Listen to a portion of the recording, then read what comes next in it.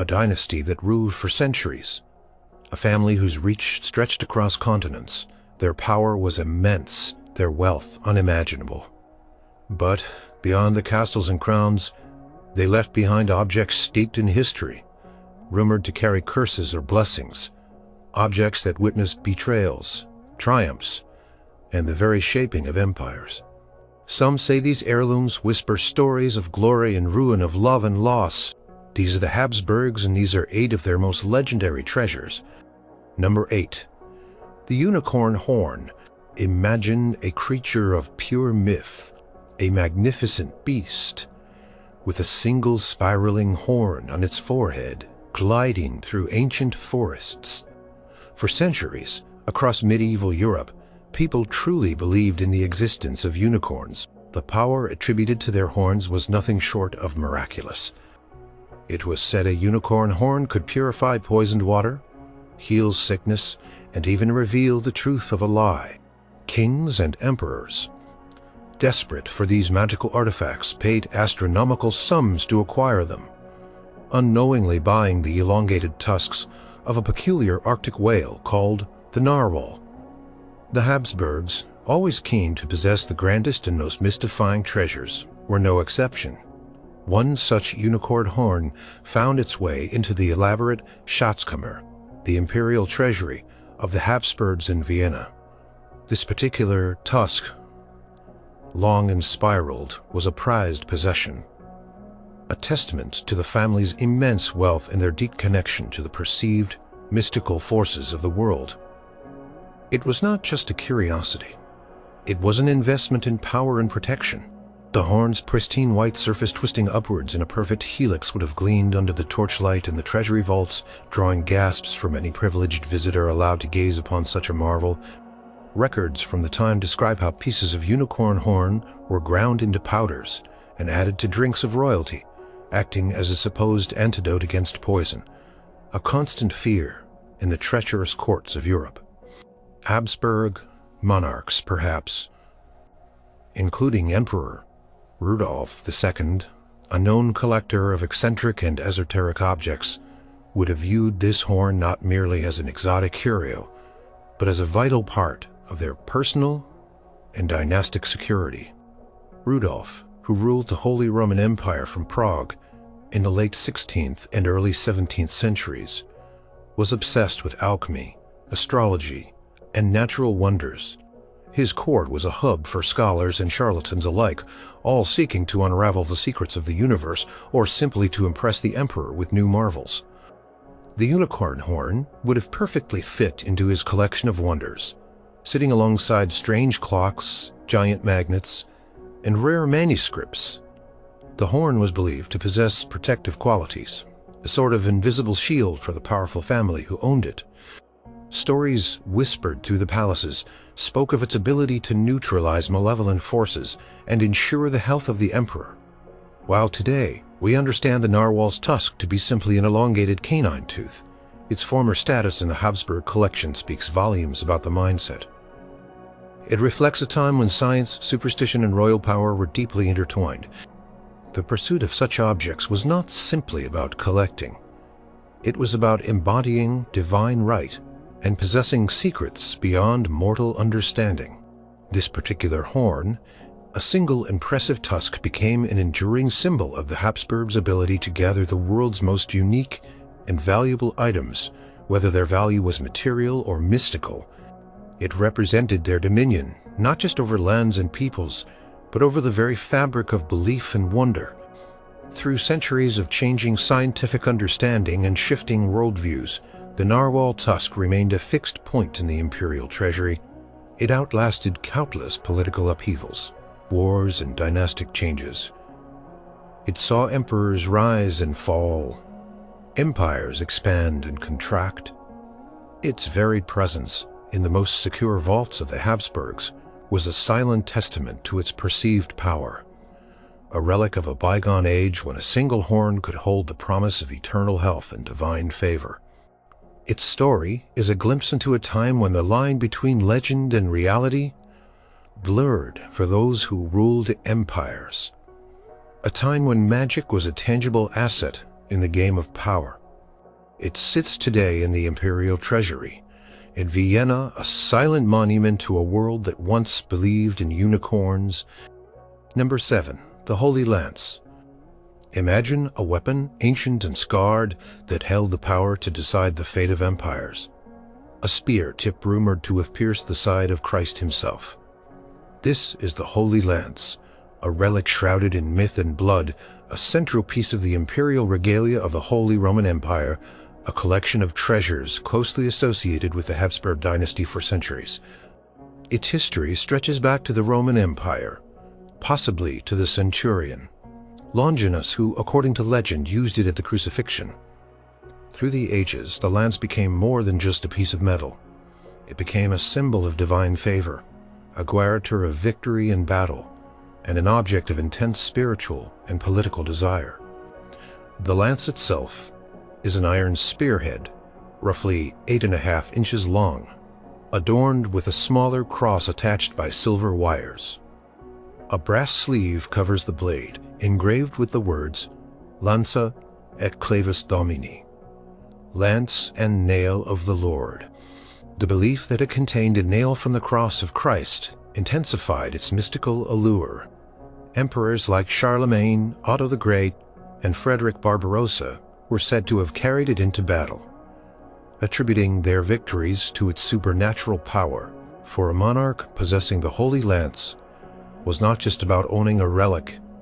It was about claiming a direct connection to divine authority, legitimizing their rule through a tangible piece of sacred history. The lance's journey was long and perilous. It passed through the hands of various rulers and noble houses, before finding its permanent home as part of the imperial regalia. By the late Middle Ages, the lance, along with the imperial crown, orb and scepter, resided primarily in Nuremberg, a free imperial city. It was here, protected within the city walls, that the Habsburgs, as elected Holy Roman Emperors, would often come to claim their regalia for their coronations. The lance would be carried in solemn procession, a stark reminder of the emperor's sacred duty and his direct lineage to ancient powerful figures. Throughout the centuries, the Holy Lance was invoked in countless oaths and ceremonies. Its presence at imperial diets and coronations underscored the spiritual dimension of the emperor's power. It was not merely a ceremonial object, it was a living, breathing history and myth into the very air of the imperial court. When the Holy Roman Empire was dissolved in 1806 by Napoleon, the imperial regalia, including the lance, were moved to Vienna for safekeeping. A strategic move by the last Holy Roman Emperor, Francis II. To protect these symbols of his now defunct empire, they found a new home in the imperial treasury, where they remain today. But the story of the Holy Lance does not end there. Its mystical aura continued to captivate even in the modern age. One of the most chilling chapters of its history involves Adolf Hitler.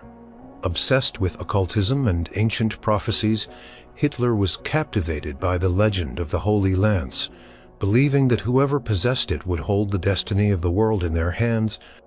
He was said to have first seen it in the imperial treasury in Vienna as a young man and felt an overwhelming sense of connection to it. After the Anschluss, the annexation of Austria by Nazi Germany in 1938, one of Hitler's first commands was to seize the Holy Lance and other imperial regalia. From the Schatzkammer, the treasures were transported to Nuremberg, the ancient city of the Holy Roman Empire, to be displayed as symbols of the Third Reich's supposed historical legitimacy. Hitler reportedly kept the lance under heavy guard, believing it to be a source of immense power. As World War II drew to a close, and Allied forces closed in, the lance was hidden in a bunker beneath Nuremberg Castle. In 1945, American forces, specifically the Monuments, Fine Arts, and Archives program, known as the Monuments Men, discovered the hidden treasures. They meticulously recovered the lance and the other regalia, protecting them from further destruction or loss. The Holy Lance was returned to Austria after the war, its journey through the hands of a dictator, a dark stain on its long and complex history. It sits now in the imperial treasury in Vienna, its ancient iron blade a silent witness to 1,000 years of faith, ambition. Its story continues to fascinate, a potent reminder of how objects can transcend their physical form to become vessels for the grandest human aspirations and the darkest obsessions. Number 6. Empress Elizabeth's star hair ornaments. Picture a woman whose beauty was legendary, whose image graced countless paintings and photographs, and whose elaborate hair styles were as famous as her melancholic gaze. This was Empress Elizabeth of Austria, famously known as Sisi, a figure of enduring fascination. Among her many jewels, none captured the public imagination quite like her diamond and pearl star hair ornament. These exquisite pieces were not just accessories. They were an extension of her enigmatic persona, symbols of her ethereal beauty and her struggle with the restrictive life of an empress. Sisi was renowned for her exceptionally long, thick, dark brown hair, which reportedly reached her ankles. Maintaining it was an elaborate daily ritual, taking hours. To adorn this magnificent cascade, she commissioned a series of delicate star-shaped ornaments from the court jeweler, Kochert, in Vienna. There were several sets, varying slightly in design, but the most famous consisted of a diamond-encrusted star, typically featuring a large pearl in its center. These stars were designed to be individually pinned into her hair, creating a celestial halo around her head. In portraits, they sparkle against her dark hair, giving her an almost otherworldly appearance. The creation of these stars began in the 1850s and continued into the 1860s.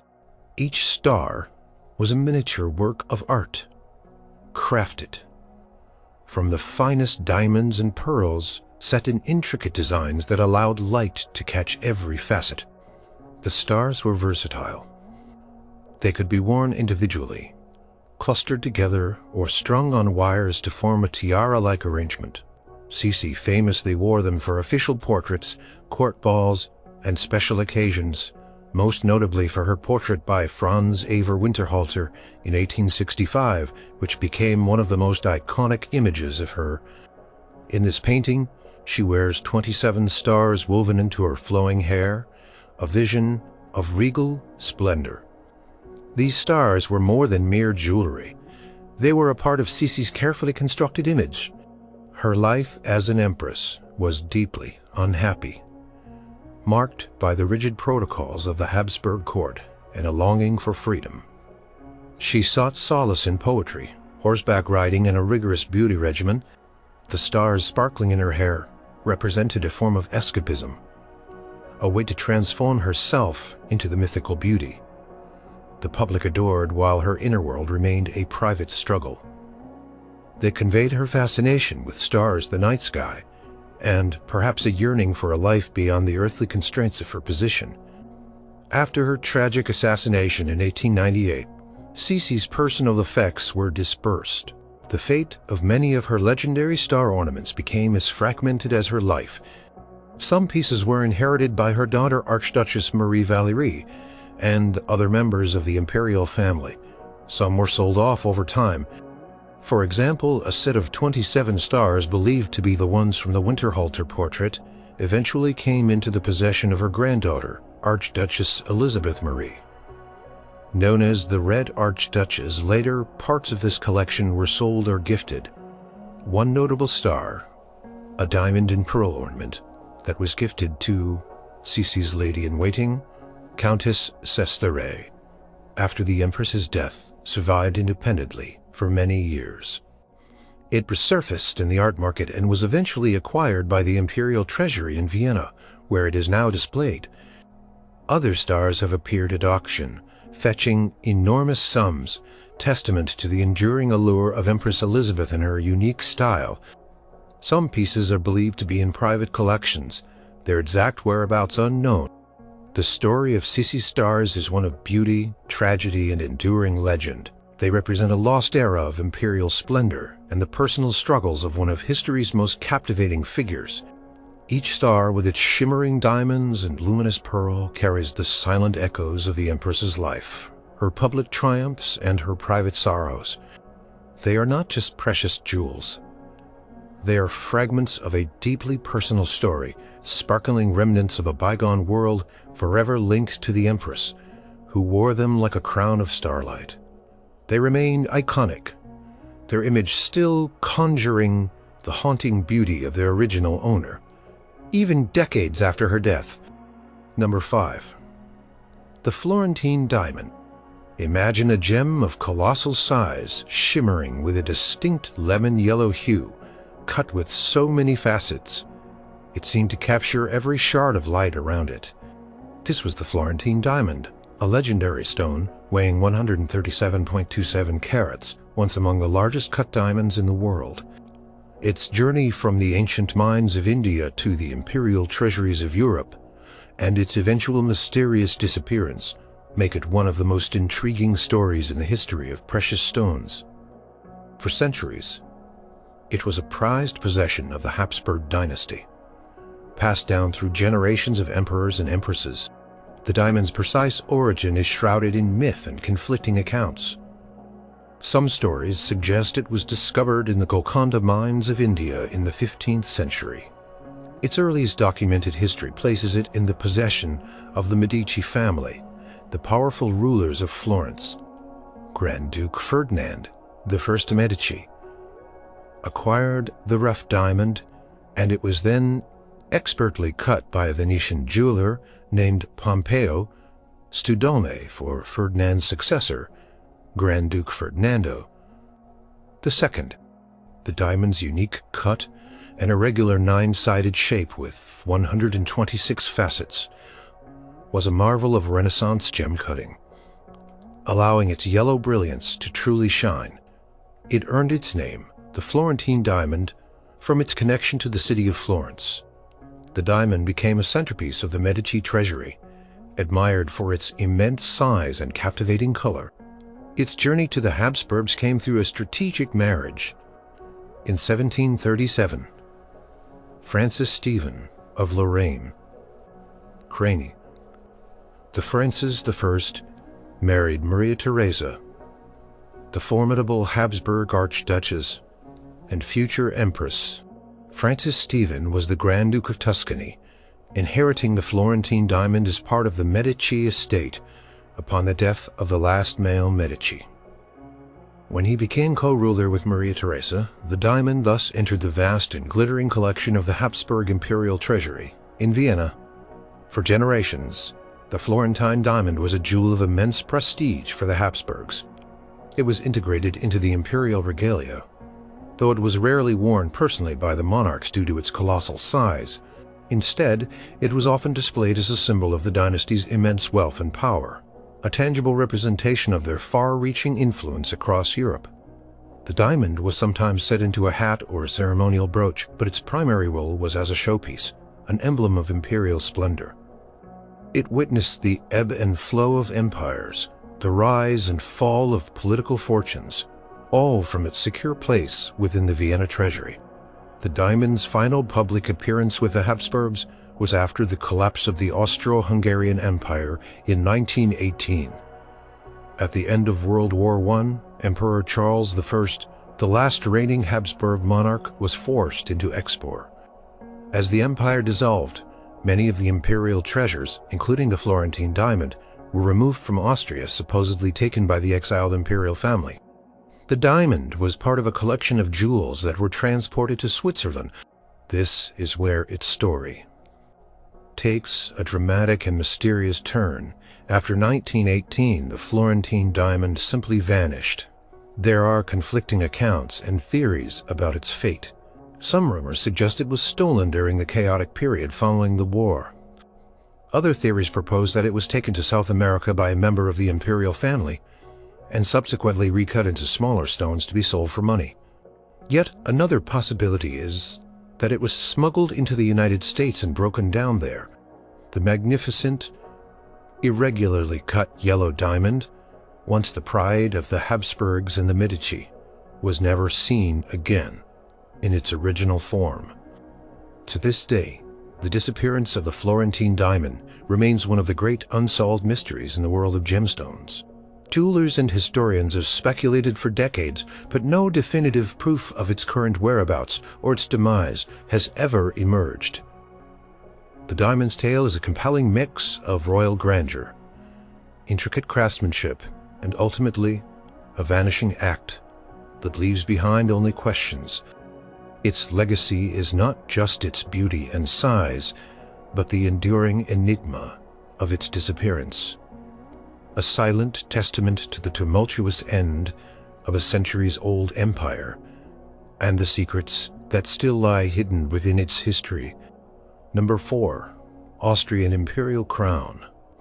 Imagine a crown crafted not for coronation, but for the personal use of an eccentric emperor, a man who preferred the solitude of his Prague court to the grand stages of Europe.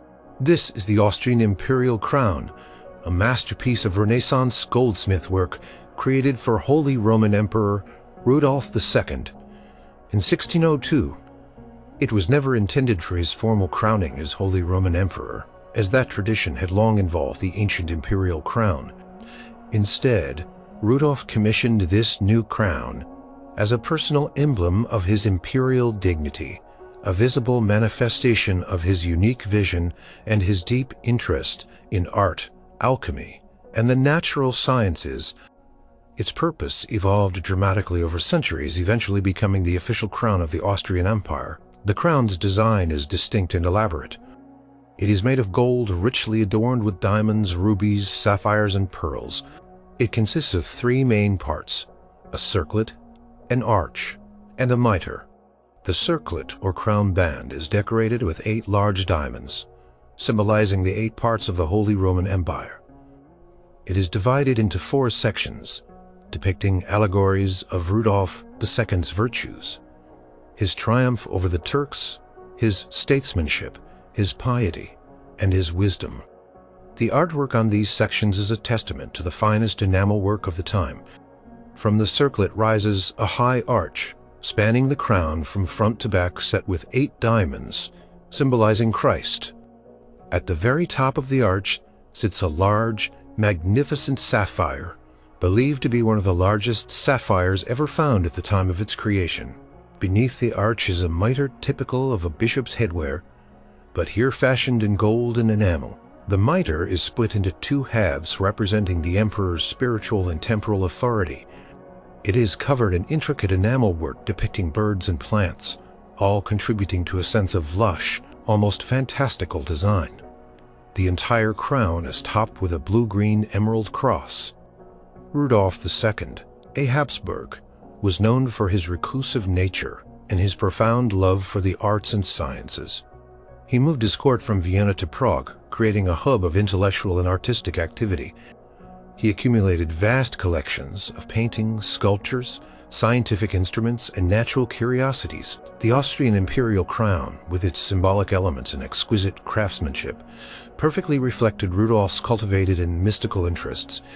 It was a private crown for a private emperor, rarely leaving the confines of his palace in Prague during his lifetime. The crown's purpose changed dramatically in 1804. Napoleon Bonaparte's conquests were sweeping across Europe, and the Holy Roman Empire, a loose confederation of states that had existed for 1,000 years, was crumbling. To preserve the imperial status of his family, the last Holy Roman Emperor, Francis II, declared himself Emperor of Austria, and created the hereditary Austrian Empire. For this new empire, a new crown was needed, one that symbolized this independent lineage. Rudolf II's magnificent personal crown was chosen to serve this new purpose.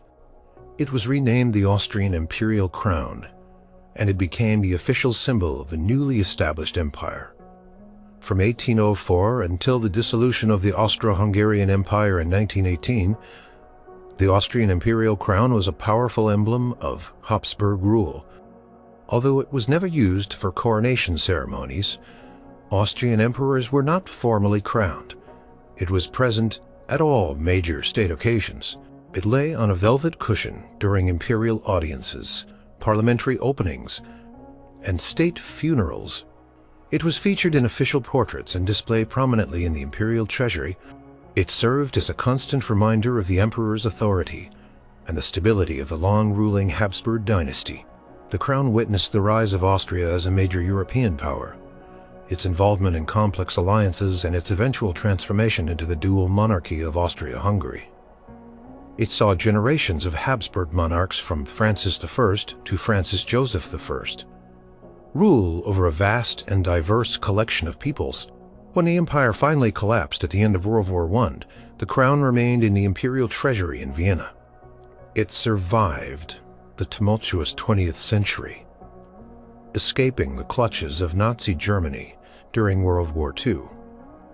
Unlike some other imperial treasures, today it rests in the treasury, a dazzling testament to the artistic heights of the Renaissance and the shifting fortunes of one of Europe's longest reigning dynasties.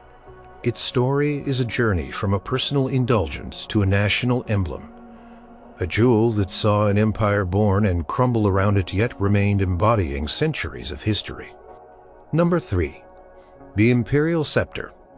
Imagine a slender rod of gold adorned with a regal eagle held firmly in the hand of a mighty emperor. This is the Imperial Scepter, one of the three principal parts of the imperial regalia of the Holy Roman Empire. For centuries, it was a tangible symbol of the emperor's supreme temporal authority, his power to command, legislate, and dispense justice across a vast and often tumultuous realm. Paired with the imperial crown and the imperial orb, the scepter completed the triad of imperial might, each object speaking volumes without uttering a single word. The imperial scepter, like its counterparts, has a long and complex history, dating back to the High Middle Ages. Its exact origins are somewhat debated, but it is believed to have been crafted in the late 12th or early 13th century, becoming a regular feature of the Holy Roman Emperor's ceremonial attire. It is a masterpiece of medieval goldsmith work, typically made of gold, often with an enamel or jeweled finial. The most prominent feature of the Holy Roman Imperial Scepter is the eagle perched at its top. This eagle is not just any bird. It is the Reichsadler, the imperial eagle, a symbol of the Holy Roman Empire itself, representing its strength, vigilance, and far-reaching dominion. The scepter's purpose was clear. It symbolized the emperor's role as the supreme judge and lawgiver. When an emperor held the scepter, he was not merely holding a decorative stick. He was wielding the power to shape the lives of millions, to issue decrees and to ensure order within his sprawling empire. It was a visual representation of his direct link to divine authority bestowed upon him by God and confirmed by the Pope. The scepter was always present at coronations, state ceremonies, and imperial diets, serving as a constant reminder of the emperor's power and his sacred duty to his subjects.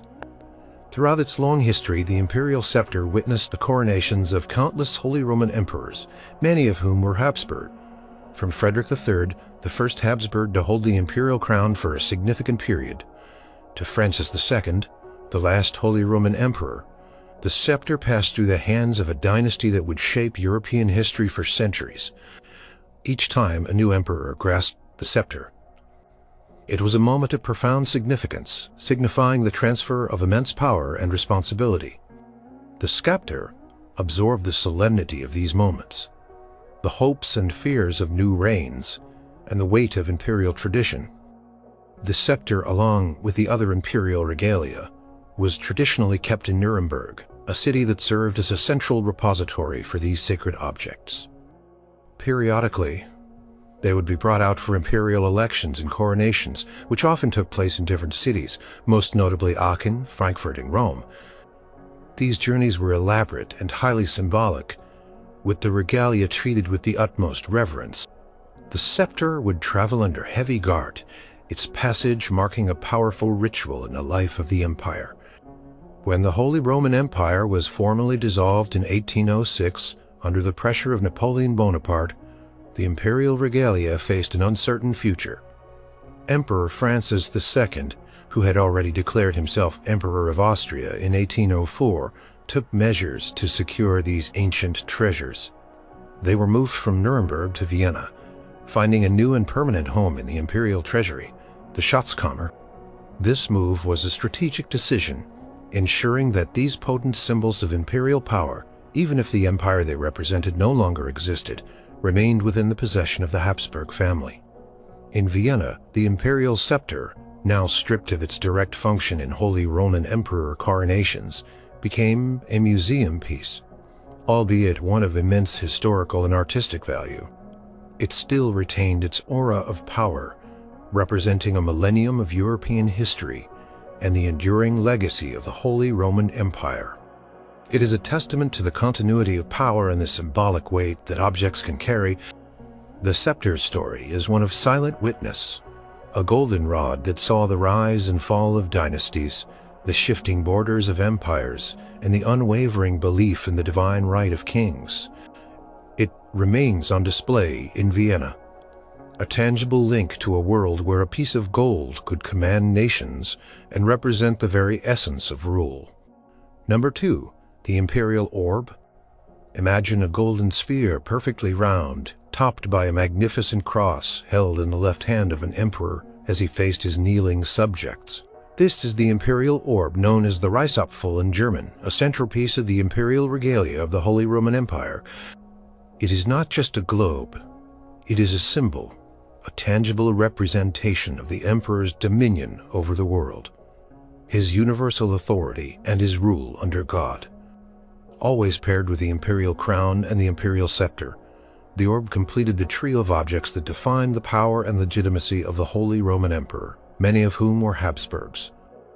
The imperial orb is a masterpiece of medieval craftsmanship. It is made of gold, richly decorated with precious stones and enamel work. Its surface is typically divided by thin bands, often representing the continents, and at its very top rests a prominent cross, usually adorned with jewels. This cross signifies that the emperor's temporal power, symbolized by the globe, was derived from and subservient to the divine authority of Christianity. It was a potent message in a deeply religious age, asserting that the emperor ruled not just by might, but by divine right. The orb's history is intertwined with that of the Holy Roman Empire itself, stretching back to the 12th century, though some theories suggest parts of it might be even older. It evolved from simpler forms of globus cruciger, cross-bearing orb, that had been symbols of Christian rulers since late antiquity. By the time of the Holy Roman Empire, it had become a highly formalized and standardized piece of the regalia, essential for any legitimate coronation. Emperors were always depicted holding the orb in their left hand, balanced by the scepter in their right, while the crown rested on their head. This posture, replicated in countless artworks, became an iconic image of imperial power. The imperial orb witnessed countless historical moments of profound significance. It was present at the elections and coronations of Holy Roman emperors for centuries. From the powerful Salian and Hohenstaufen dynasties to the ascendant Habsburgs, the orb was a silent witness to the solemn oaths, the grand processions, and the political machinations that defined each new reign. For the Habsburgs, who eventually came to dominate the imperial throne for over 350 years, the orb was a familiar companion. Emperor Charles V, whose vast empire spanned continents, would have held this orb symbolizing his dominion over lands far beyond the European continent. Like the other parts of the imperial regalia, the orb was traditionally housed in Nuremberg, a secure imperial city. From there, it would embark on its ceremonial journeys to the cities where emperors were elected and crowned, such as Frankfurt or Aachen. These travels were not mere transport. They were meticulously planned events, reflecting the orb's sacred status. It was guarded closely, its presence in a city signifying the impending arrival of imperial power and legitimacy. The orb became not just an object, but a participant in the rituals that bound the empire together. The tumultuous events of the early 19th century dramatically altered the orb's fate. Napoleon Bonaparte's conquests dissolved the 1,000-year-old Holy Roman Empire in 1806. Facing this collapse, Emperor Francis II, who was also the reigning Habsburg monarch, took steps to ensure the safety and continued possession of the imperial regalia. He had them move from Nuremberg to Vienna, the capital of his newly declared Austrian Empire. The orb, along with the crown and scepter, thus became a part of the Habsburg imperial treasury, the Schatzkammer, where it has remained ever since. No longer used in the context of Holy Roman Emperor coronations, the imperial orb transformed into a historical package, a relic of a bygone era, yet still radiating the echoes of immense power. It is a testament to the enduring human fascination with symbols and their ability to convey authority, destiny, and divine right. The orb, with its golden gleam and jeweled cross, silently speaks of the emperors who held it, the empires they ruled, and the beliefs that underpin their power.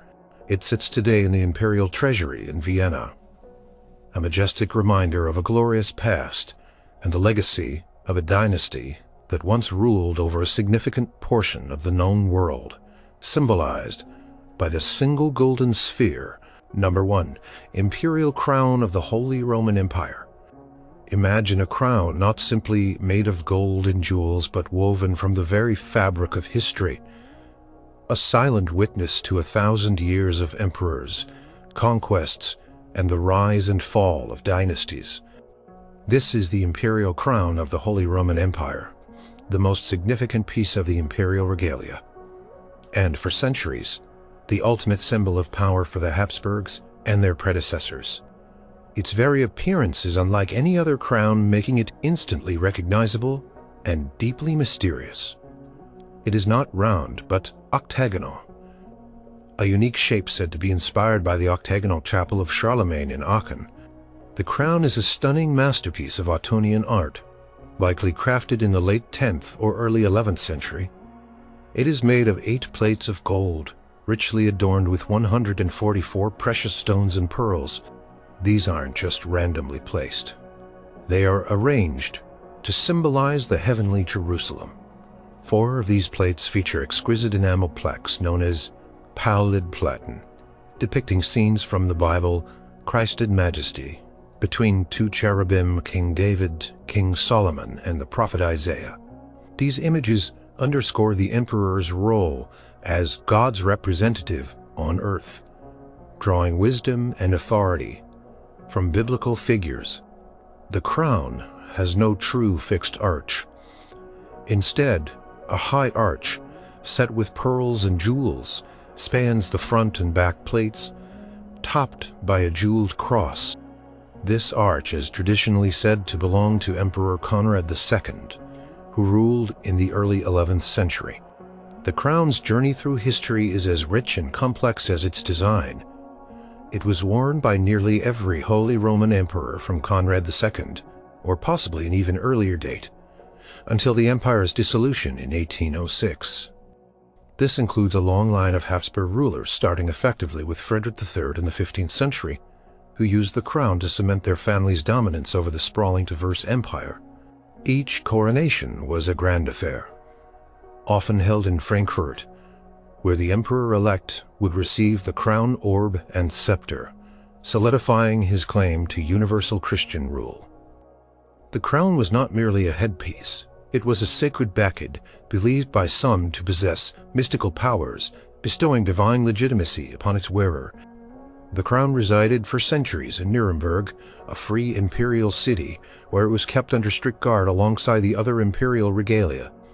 It was brought out only for imperial elections, coronations, and special occasions. Imagine the reverence with which this sounded.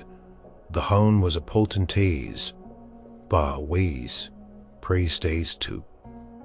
The Holy Roman Empire, weakened by internal divisions and the rise of Napoleon Bonaparte, finally dissolved.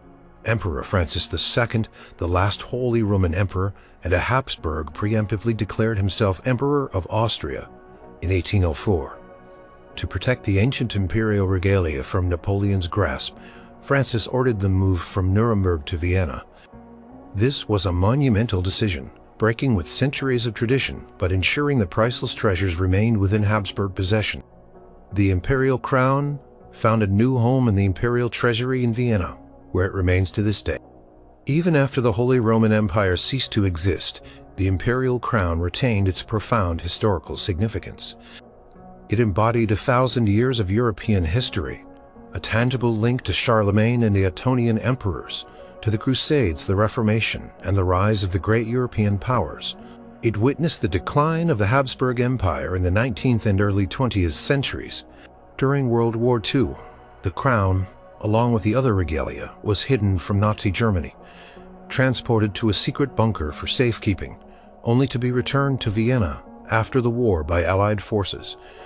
Today, the imperial crown of the Holy Roman Empire sits in the Schatzkammer, the imperial treasury in Vienna, protected behind thick glass.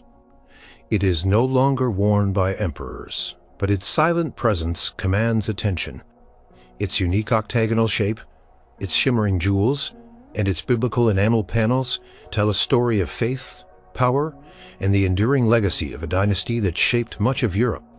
It is a crown that has seen empires rise and fall, wars fought and won, and the very course of history changed, all while holding its majestic form, a silent, glittering testament to 1,000 years of rule.